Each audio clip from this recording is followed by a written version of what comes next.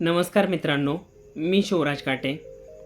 तुम्ही डाएट करता, वॉकिंग करता, जिमसुद्धा करता, पण तरीही वेट लॉस होत नाही। जर तुमचं उत्तर हो असेल तर आजचा व्हिडिओ तुमच्यासाठी आहे, कारण आज मी अशा गोष्टीबद्दल सांगणार आहे जी बहुतेक लोकांना माहितीच नसते।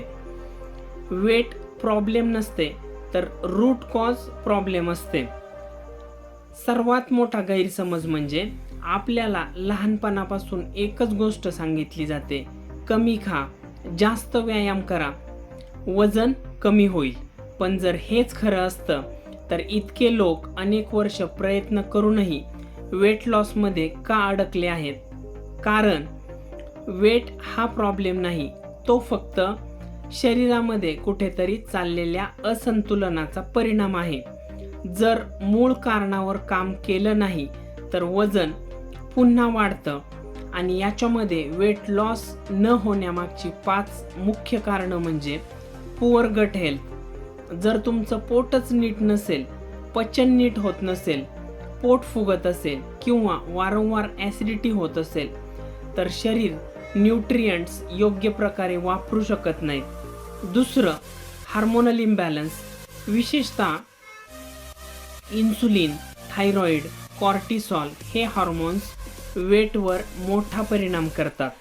तिसरं कारण, क्रोनिक स्ट्रेस फक्त मनावर परिणाम करत नाही तर ते शरीराला फॅट स्टोअर करण्यासाठी सिग्नल देऊ शकते, आणि म्हणून अनेक लोक म्हणतात, मी फार खात नाही तरी वजन वाढते।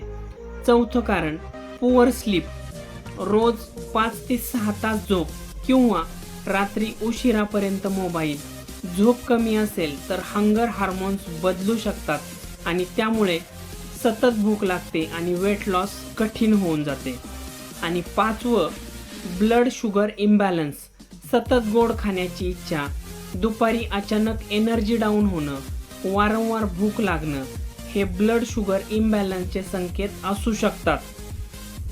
आता या परिस्थितीमध्ये मग काय करायचं? तर वेट लॉस सुरू करण्यापूर्वी स्वतःला एक प्रश्न विचारा, माझं वजन वाढतंय पण त्यामागचं कारण काय आहे? जर रूट कॉज समजलं तर वेट लॉस अधिक स्मार्ट होऊ शकते। आणि म्हणून फक्त वेट मशीनकडे बघू नका, तुमच्या शरीराच्या सिग्नलकडे बघा। जर तुम्हाला वेट कमी होत नसेल, पोट फुगत असेल, सतत थकवा येत असेल, डाएट करूनही फरक पडत नसेल, तर मी तुमच्यासाठी एक weight loss root cause checklist तयार केली आहे।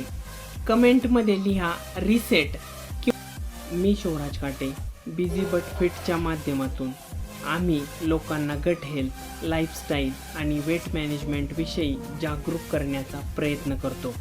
अशाच उपयुक्त माहितीसाठी फॉलो करा, व्हिडिओ शेअर करा आणि कमेंटमध्ये रिसेट लिहायला विसरू नका। धन्यवाद।